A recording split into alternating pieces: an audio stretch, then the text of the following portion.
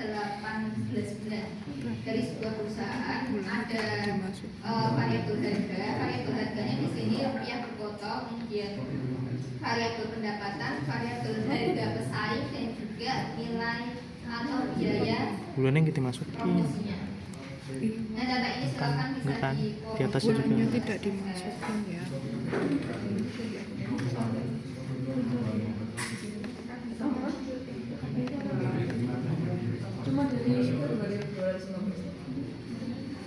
Iya, nggak usah pakai bulannya. Kita kan hanya mau mengestimasi penghasilan perusahaan aja. Jadi bulannya tidak perlu kita.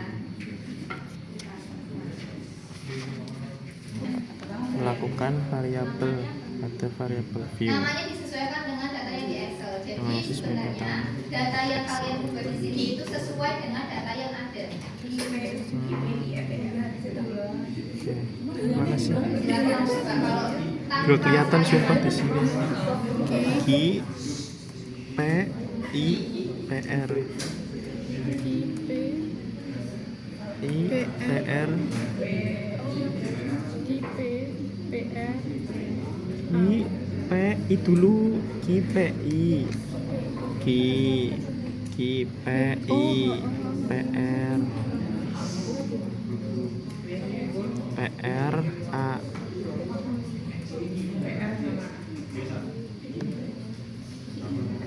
kita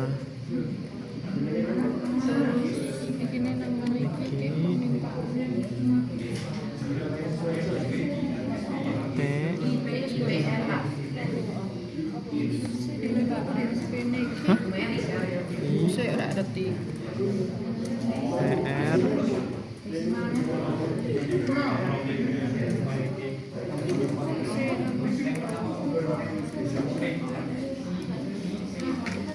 PR PR sama apa ya? A Terus namanya labelnya coba numerik buka semua lagi. labelnya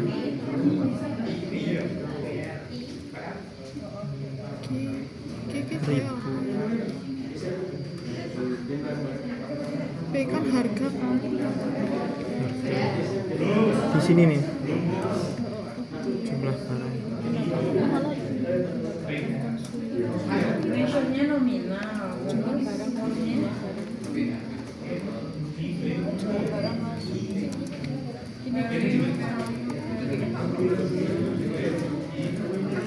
nama variabelnya apa aja berarti? I, P, I, R, A. Bagian labelnya I menandakan jumlah barang permintaan. permintaan Dan harga I pendapatan konsumen harga barang terkait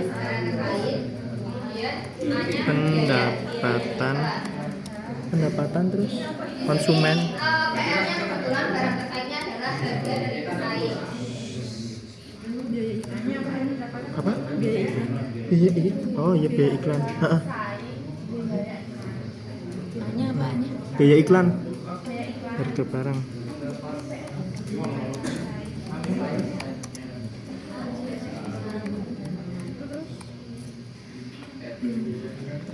Desimal. iya terkait Oh, dari pesaing. Harga barang dari pesaing. oh harga pesaing Harga pesaing.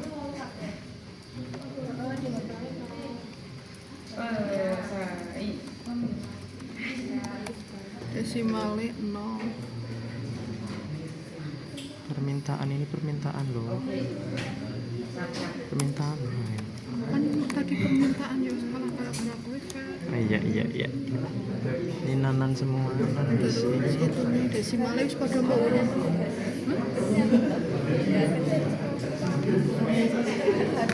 Oh desimal ini 0 semua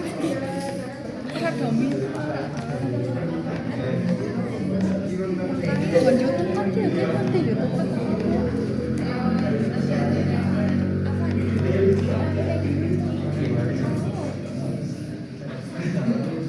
dan ini anonnya ini nominal nominal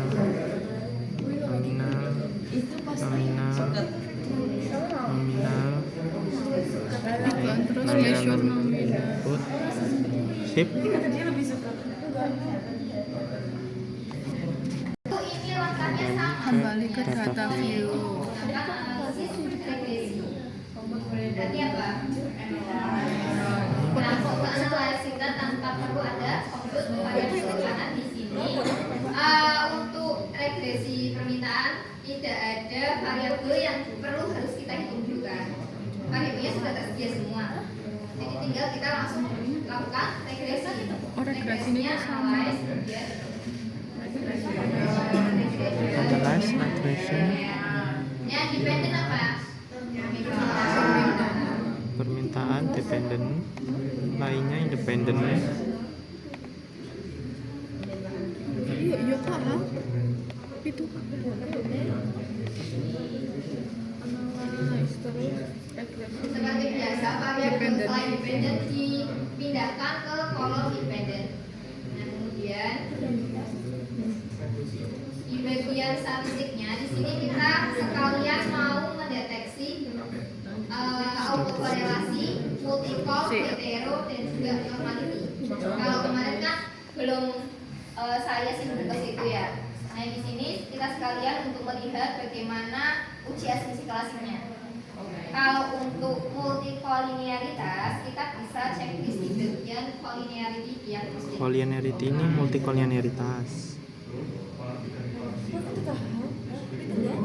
Kemudian untuk autokorelasi apa yang di checklist? Autokorelasi yang di checklist itu Apa biar kita bisa mendeteksi autokorelasi?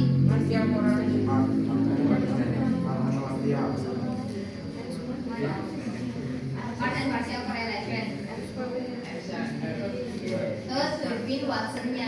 Durbin-Watson. Untuk mendeteksi autokorelasi. Autokorelasi di Durbin-Watson. Nah, kemudian kalau part and partial correlation ini sebenarnya Ini nantinya kita bisa tahu part hubungan and partial. masing-masing variabel, baik antar variabel independen maupun variabel independen dengan independen.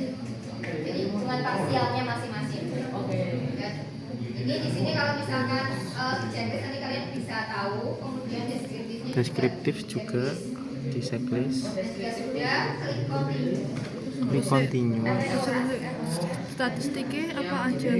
Itu statistik Ini tambahannya sama, masih sama masih kemarin. independen. Nah, di sini kan dari bagian kotak dialog statistik ini kita baru bisa mendeteksi multikolinearitas dan autokorelasi. Masih ada dua asumsi klasik lagi ya, Pak? Hetero dan sama. Ini sebelumnya, ini ada sedikit tambahan centang nggak? Bisa kita bentuk bagian box. Normality kan kemarin sudah saya sampaikan. Nanti dilihat dari normal probability plotnya. Nah, kemudian untuk heteronya kita pindahkan set prediction ini Set ke prediction. bagian X. Oh, set prediction ini ke X. Kemudian yang set residu kita pindahkan ke Y. Set residu kita ke Y. Sudah?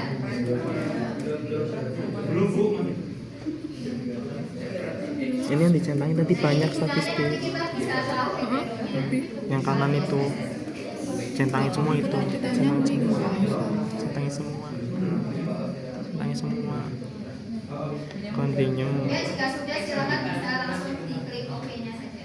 Bentar, lihat statistik dulu. Kecuali R square. Ya. Oke. Nih. Sudah bisa diganti apa? Ada tambahan beberapa tabel ya, selain tabel yang sudah kita pelajari di pertemuan minggu kemarin. Misalkan nih, tabel correlation. Tabel correlation. Sudah sampai sini belum? Belum. Ya, silakan yang belum bisa dilanjutkan. Nah, ini kan kalau kemarin hasil regresi yang definisi biaya dan fungsi produksi, kita tidak ada korelasinya.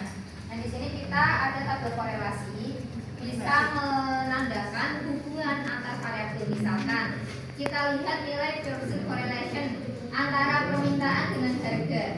berputar. Dilihat di sini nilainya adalah minus 0,962. Artinya hubungannya antara variabel permintaan terhadap harga itu sebesar 90,62%. Tapi hubungannya gimana? Positif atau negatif? Hubungannya negatif. Seperti itu. Misalkan lagi kita mau melihat gimana sih hubungannya antara pendapatan dengan harga. Berarti yang kalian lihat nilai berapa tuh di situ? Min 0,91 atau kalau dijadikan persentase sebesar 9,1%. Dan hubungannya ternyata negatif. Nah, seperti itu dari tabel correlation. Kemudian tadi kan kita sudah melakukan uji asumsi klasik nih, normalitas, multi, hetero, dan auto korelasi. Yang pertama normality dulu. Normality bisa kalian lihat dari Normality dilihat dari normal PP plot. normal PP plot. Kalau misalkan titik-titiknya ini masih berada di sekitar garis, berarti dia terdistribusi normal. Nah, di sini kan terdistribusi normal. Kalau ada titik-titiknya di sekitar di bagian garis, bawah berarti lagi normal. ada scatter plot.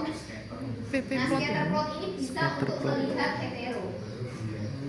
Kalau Saya misalkan melihat hetero. titiknya ini tersebar secara merata, nggak Ini ada saya yang melihat benar-benar apa? kumpul di satu, artinya Ini buat dia hetero. tidak ada heteronya. Kita sudah lolos dari uji heteronya. Dan di sini kan dia tersebar secara merata. Tidak Kemudian menumpuk di untuk satu tempat. autokorelasi tadi kita melihat dari nilai apa? Autokorelasi Kalian cari di Durbin mana, Watson. ada di mana kira-kira? Di tabel model summary. Di model summary itu ada ntar Durbin Watson autokorelasi buat melihat Di autokorelasi. sini Durbin Watsonnya nilainya berapa? 1,86. Menandai gimana tuh?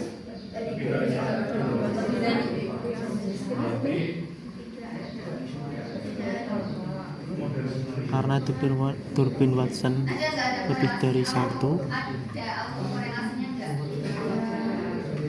Tidak ada. Harusnya gimana sih biar tidak ada autokorelasi nilainya? Kemarin kayaknya saya sudah menjelaskan loh.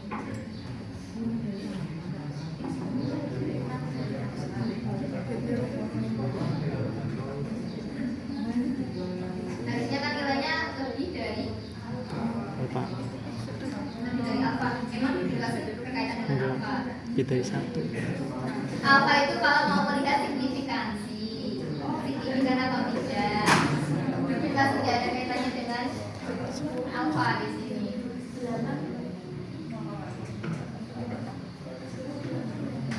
Lebih dari 2 harusnya. Nah, tapi di sini nilainya Lebih dia dari kurang dua. dari 2. Berarti sebenarnya di sini Ini kurang harusnya dari kita 2. ada autokorelasinya. Jadinya ada Nah, caranya autokorelasi. kalau misalkan ada autokorelasi bisa dengan menambah sampel datanya.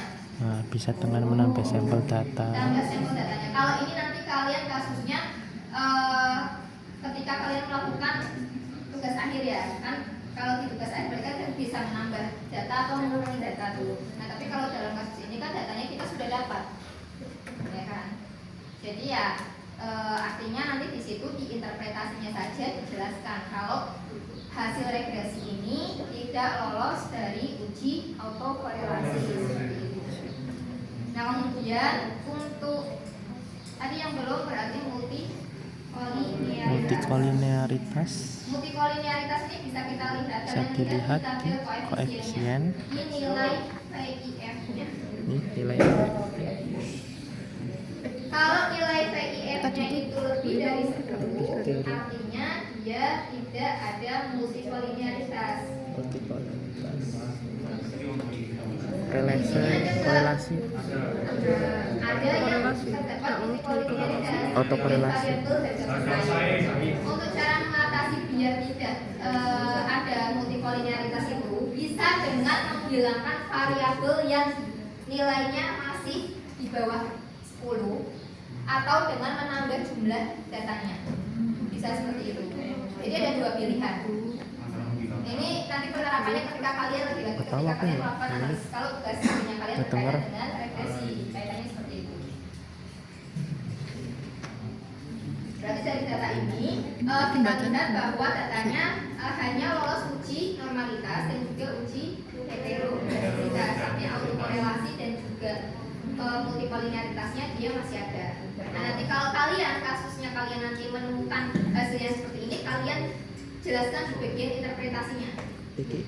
Di laporan praktek jelaskan di bagian interpretasinya. Lebih dari apa? Kemudian di sini kan tadi kita mau melihat Dari sepuluh itu ada. uji T dan uji F. Dilihat dari mana uji T dan uji F? Oh, tidak ada. Lebih dari 10 tidak ada. Nanti ada yang ini, ada yang kan kalaupun menggunakan aplikasi lebih dari 10 tidak ada multikolinialitas. Ditentukan ki pas dari 10 atau maksudnya Ini. untuk uji F dulu kita melihat dari tabel apa? Betul. Berarti biar dia secara uji itu dikatakan signifikan, nilainya gimana? Kurang dari 0,05. Di sini nilainya 0,00. 0,00. Artinya kalau misalkan Berarti signifikan. Nilai signifikansinya kurang dari 0,05 menandakan bahwa model ini gimana? Signifikan. Model ini secara keseluruhan signifikan baik untuk dilakukan penaksirannya. Fungsi permintaannya itu berarti baik untuk dilakukan penaksirannya seperti itu. Secara keseluruhan itu seluruh variabel yang Nama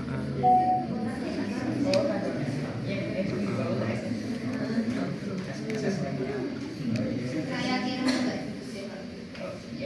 maaf. Horizontal dia DF1. Nah, masing-masing ini ada untuk nilai tabel UGF dengan alfanya 0,05, ada yang 0,01. Nah, di sini kan kita pakai yang 0,05. Jadi untuk kita bisa menguji F hitung dan F tabel itu kita harus menentukan DF1, DF2 dan juga nilai alfanya. Nah, untuk DF1 itu bisa kita dapatkan nilainya dari K-1. K itu jumlah variabelnya, baik variabel dependen maupun independen. Di sini variabel dependen dan independennya yang kalian analisis ada berapa?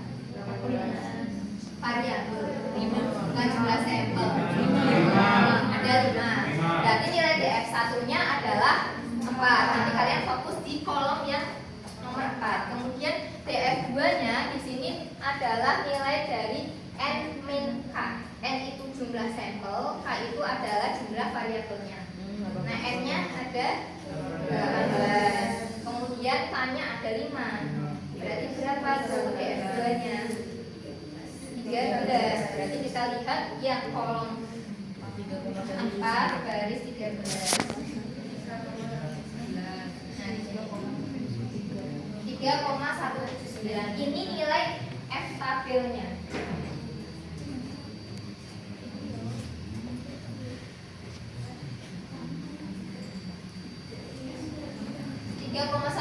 Ini adalah nilai F tabelnya. Nah, F hitungnya yang mana? F hitungnya yang ada di kolom hasil regresi kalian tadi. 100 Hitung. berapa tadi?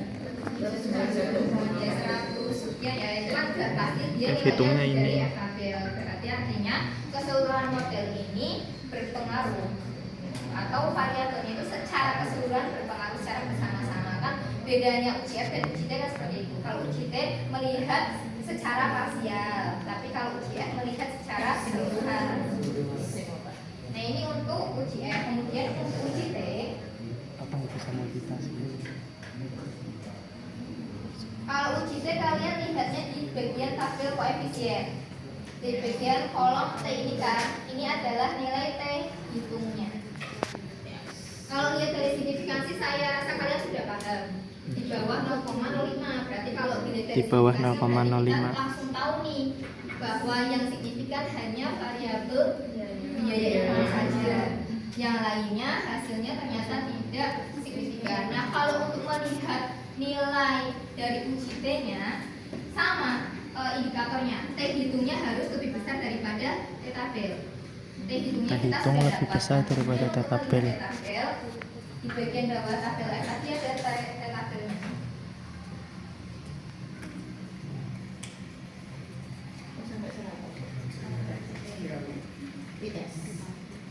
Ini untuk tabel UGT-nya.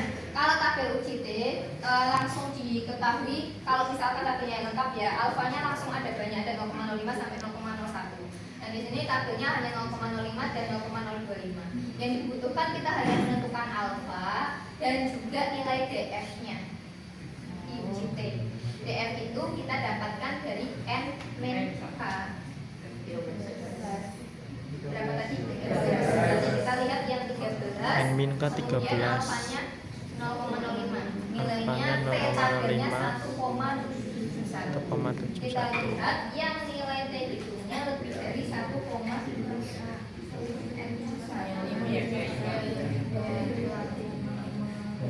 Yang Di sini yang nilainya lebih dari 1,1. yang lebih dari 1,71. Sebenarnya dilihat dari signifikansi itu pasti nanti akan sama interpretasinya dengan UJT. Interpretasinya maksudnya Lebih melihat dari T mana sih tabelnya. yang dia memiliki pengaruh signifikan.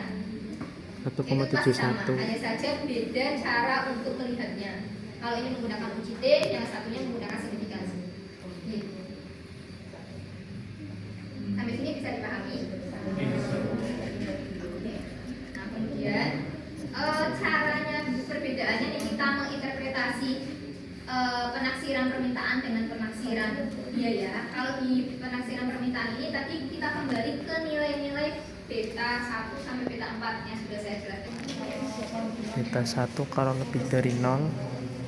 Dicatat kan tadi? Beta 1 itu kan adalah koefisiennya dari harga. Berarti kita lihat nilai ini. Kalau lebih dari 0 artinya apa? Dia memiliki pengaruh positif, tapi kita tetap harus melihat signifikansinya. Signifikansinya dia kan tidak signifikan. Kalau tidak signifikan itu sebenarnya berarti dia memiliki pengaruh positif, tapi pengaruhnya tidak signifikan. Iya, tidak signifikan, tidak terlalu nyata. Ibarat kata seperti itu. Nah, kalau yang pendapatan di sini nilai beta 2-nya sebesar 0,019. Tadi beta 2 selain kita bisa melihat pengaruh, juga bisa untuk kita melihat indikator apa? Jenis barang. Ya, ini berarti barangnya apa kira-kira? 0,019. Barang normal atau imperial? Barang normal karena nilainya lebih dari 0. Nah, kemudian kita juga bisa melihat gimana sih pengaruhnya pendapatan terhadap permintaan. Pengaruhnya pendapatan terhadap permintaan gimana? Berarti dia berpengaruh positif, tapi pengaruhnya tidak signifikan. Nah, kemudian kalau yang harga pesaing gimana coba kalau kalian interpretasikan, kalian maknakan? Negatif, berpengaruh negatif. Ya, berpengaruh Negatif negatif. dan tidak signifikan. Pengaruhnya tidak signifikan. Bisa kalian pahami ya, tidak signifikan itu artinya pengaruhnya tidak nyata. Kemudian ya, pengaruhnya positif dan ternyata positifnya juga signifikan. Artinya kalau kita lihat hasil regresi seperti ini, apa sih keputusan manajerial yang harus dilakukan atau dipilih?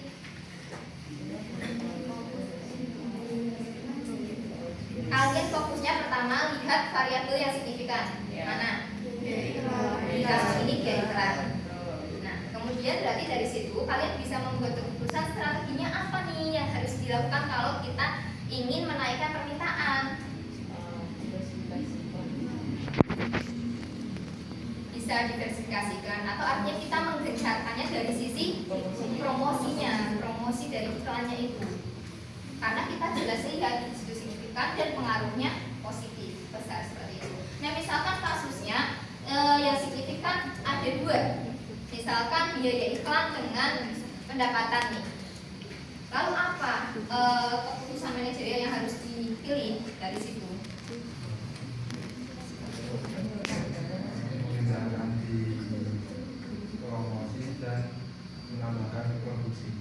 Menambahkan produksi. Pendapatan itu kaitannya apa sih? Pendapatan kaitannya bukan dengan produksi ya. Pendapatan kaitannya dengan konsumsi. konsumen kita kan. Iya. Berkaitan dengan konsumen kita. Berarti kalau dari situ kita bisa melihat gini, kita melakukan strategi iklannya di waktu yang tepat ketika pendapatan itu mengalami kenaikan, kan seperti itu. Jadi dikaitkan. Ini keputusan manajerial itu ya sebenarnya tergantung pada case-nya, hasilnya seperti apa. Itu harus bisa saling mengaitkan antar variabelnya. Sampai sini bisa dipahami? Bisa. Apa ya tambahannya untuk kalian, tapi ini tidak untuk laporan makitunya. Jadi ini tambahan aja biar kalian tahu. Semisalkan kalian memiliki data permintaan, tapi hanya ada data permintaan aja nih, nggak ada variabel yang mempengaruhi. Nah, gimana caranya kita mau menaksir permintaan itu atau meramalkan? Nah, peramalan ini sebenarnya bisa digunakan tidak hanya untuk permintaan. Misalkan kalian mau meramalkan penjualan atau meramalkan produksi, tapi nggak ada faktor lain yang mempengaruhi. Jadi kan kita nggak punya data lain. Mau nggak mau kita menggunakannya bukan regresi, karena nggak bisa regresi digunakan untuk proses seperti itu. Kita menggunakannya forecasting. Nah, untuk forecasting berarti misalkan di sini datanya hanya key saja nih, nggak ada data variabel yang lainnya. Data ini nggak ada nih ya, misalkan.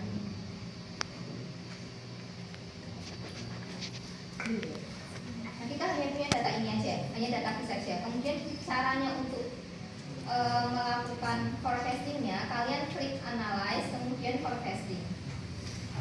Jadi sudah ada menu tersendiri untuk peramalan, beda dengan regresi. Forecastingnya kalian pilih ke klik tradisional model.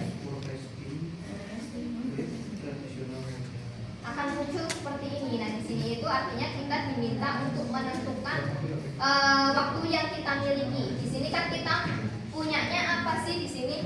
Bulan, data apa ini? Data permintaan apa? Tahunan, bulanan, apa harian, apa mingguan? Nanti data permintaan apa? Bulanan. Nanti hanya ada bulan dan juga tahun. Kita pilih di sini year dan month. Kemudian year-nya ini kalian tentukan. Ini data permintaan. Kalian pengen meramalkan untuk tahun berapa? Jadi misalkan data ini adalah data 2024, kita mau meramalkan untuk 2025, berarti year-nya kita isi dengan 2025. Yang tradisional. Nah, kemudian bulan ini adalah bulan kalian mau mulai meramalkan. Kalian mau mulai meramalkannya untuk bulan apa? Januari. Tradisional. Januari atau misalkan kalau Januari berarti kita tulis 1. Tapi kalau mulai dari Juli berarti tulisnya 7. Forecasting tradisional. Iya sih. Nah, kemudian akan munculnya seperti ini. Untuk melakukan itu kita kembali lagi ke analysis dan forecasting. Kalau analysis forecasting, lihat. Nah, di sini ada variabel yang harus kalian pindahkan. Variabel yang masuk ke variabel dependen yang mana? Permintaan. Karena kita mau meramalkan permintaannya. Kemudian dua variabel. Bahasa Inggrisnya tradisional apa sih? Tradisional? Nggak tahu. Kok ada itu? Nggak ada ini. Create Bentuknya yang model. keluar untuk peramalan permintaan akan berbentuk Kayak iki yo. kurva atau trend. Jadi dari sini kita tahu nih dari data yang ada, Monjir nggak sih? dari data yang ada itu kan data 2024. Yearmon.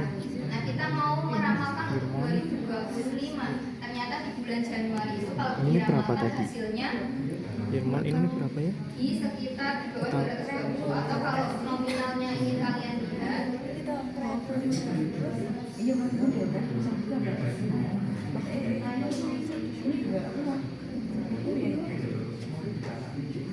kemudian dari sini kita juga tahu nih Terus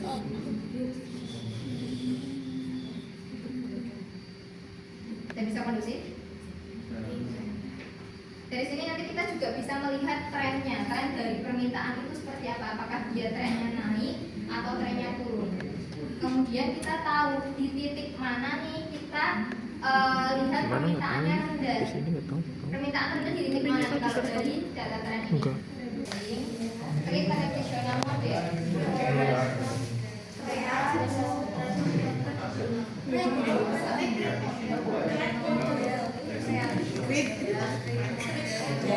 Kreat model bener. Kreat. Tapi lahornya gimana?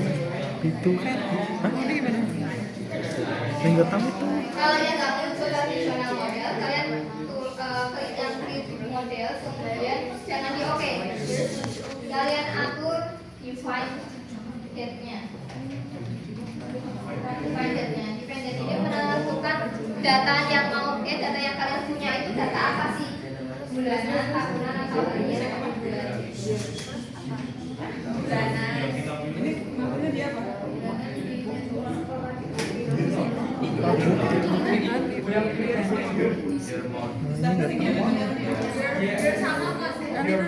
Mon.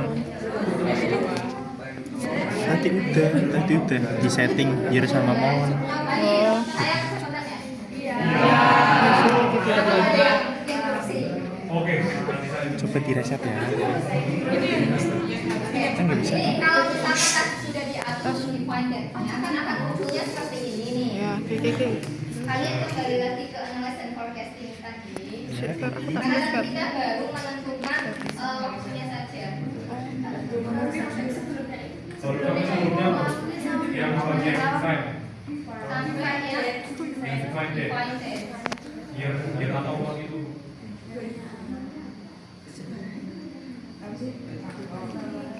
Udah nggak bisa kalau begini nggak bisa.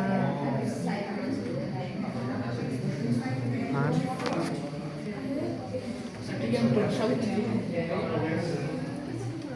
Delete dulu.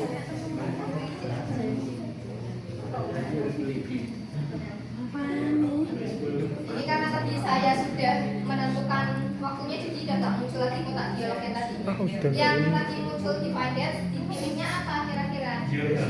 Ya dan on. Nah kalau setelah itu klik OK. Oh udah bener berarti. Yearnya 190. Ya. Di kolom year itu kalian mau meramalkan data permintaan tahun berapa? 2026. Nah dalam kasus ini kan kita mau meramalkan 2025 nih. Mulainya. Jadi data yang tadi 2024 kita mau meramalkan 2025. Berarti di situ yearnya 2025. Oh, cuma nama doang kok. Yang itu menandakan bulan memulai Itu bener, kita Mak. meramalkan. Mulainya Januari.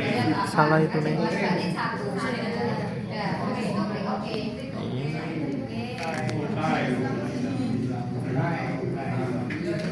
Oke. Ada nih. Nah, kemudian Gimana? seperti ini nih.